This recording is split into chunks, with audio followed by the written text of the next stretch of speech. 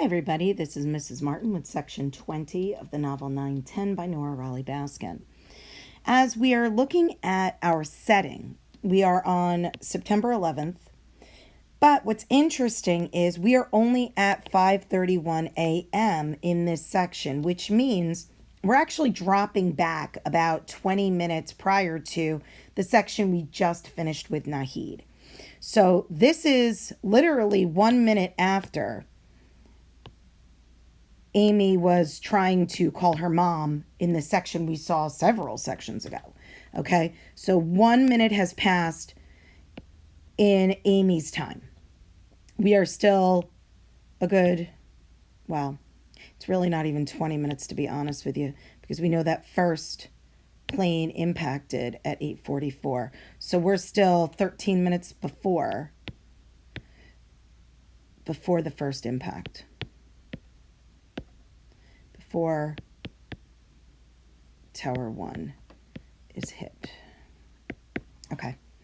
So let's see what's going on with Aimee. Let's see if she actually gets a hold of her mother, because let's remember, Aimee has a real mountain of regret sitting on her shoulders. Now that she's been calmed down by her father, now that she knows her parents aren't getting divorced, her mom's not cheating on her dad, her mom's not starting a new life in New York, that it really is just a business trip, Aimee's starting to feel a little guilty. So let's see if she actually gets a hold of mom so she can make peace with her mother.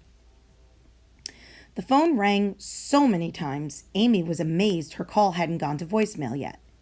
Hello? Hello? She thought she heard the connection click. Someone answered, but there was a lot of noise interference. Mom? Aimee said.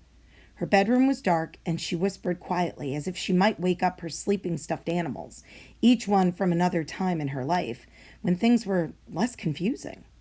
Barney the purple dinosaur had been given to her by her grandpa Jerry. The giant soft rabbit missing a nose she had had since she was a baby. She didn't even know the woman who'd given it to her when she was born, an old college friend of her mom's. There was a smiling Bart Simpson doll with a hard plastic head and soft arms and legs. She had gotten that from her dad when she was in second grade. She had never watched the show, but she loved that doll. Bears and camels and an imaginary creature sewn from patchwork scraps, all holders of hugs and kisses, friends and family soaked into the fabric, the fur, and the stuffing. So this description, and I know, she's in 7th grade. Why does she still have stuffed animals?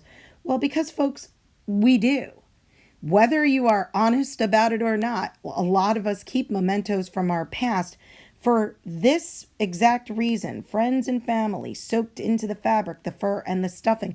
That is not just alliteration with the repeating of the F sound, but it's also a really accurate description of why we keep mementos from loved ones, because we don't know when our loved ones will cease to exist.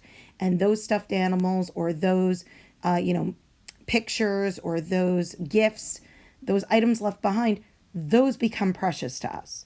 So this description shows us that Aimee, who acts so sophisticated and an adult at school, really is still just a kid at heart. The ringing had stopped, and the static coming from the other end got louder. Mom, are you there? Aimee looked at the clock radio glowing next to her bed. 5:31 in the morning. It would be 8:31 in New York. Her mother's meeting would be starting soon. She'd be frazzled and rushed, and she wouldn't be able to listen. But if Aimee could just get a word out, if they could connect for 1 second. Mom? Static. And then? Aimee, what are you doing up so early? Is everything all right? Relief washed over her body, hearing her mother's voice coming across a whole continent and 3 time zones right into Aimee's bedroom. Everything was going to be all right.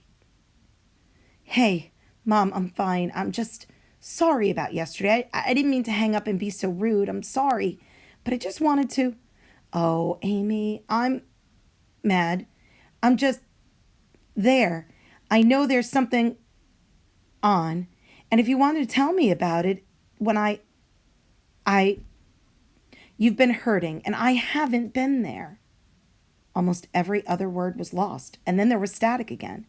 Mom, I can't hear you. Can you hear me now? Mom, it's just that But sweetie, I'm running so late this morning. I'm supposed to be downtown by 9, and I haven't even left the hotel yet. Mom, I just want to ask you a question. One thing. 10 minutes to Trade Center and up to their offices. Oh, and what floor are they on? My car service, come morning, to grab a cab. Aimee could hear her mother's voice a little better now against the sounds of New York City streets, horns blaring and sirens rising in pitch and zooming away. But it was clear her mom couldn't hear her at all. Sweet, I'll call you when I promise. Taxi! Mom! But Mom! She gave up trying to shout into the phone. Her mom was so far away. It wasn't only the miles, it was everything that had come between them. Aimee started to cry, again, just like last night. Aimee? All Aimee could manage was a sob. Once she had started crying, she couldn't stop. Her mother couldn't hear her. A man's voice broke through the buzzing.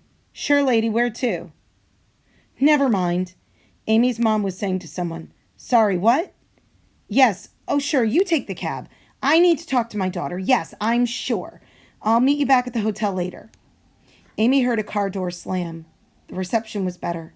The static suddenly lifted, and her mother's voice was clear.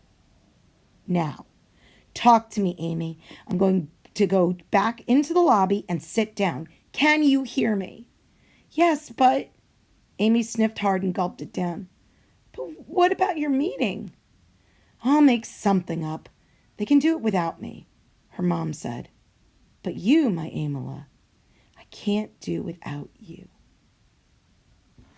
Wow.